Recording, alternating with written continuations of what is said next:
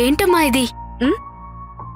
జగనన్న సాయం చేయూత పథకం అని రాసుకున్నానమ్మా.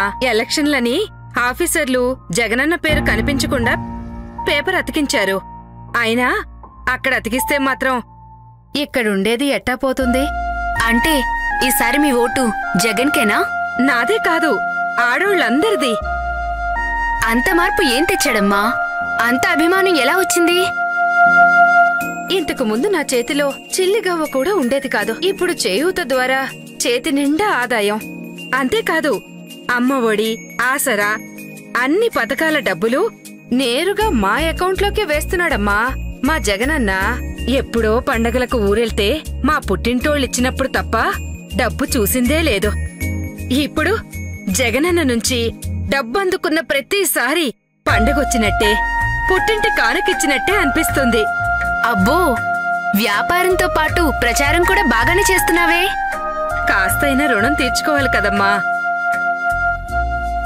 కూరగాయలు కొనడానికి వచ్చిన వాళ్ళకి ఏం చెప్తున్నావు?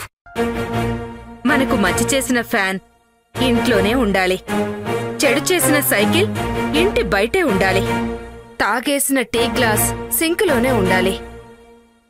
నమ్మకం నువ్వే జగన్, నమ్మకం నిన్నే జగన్.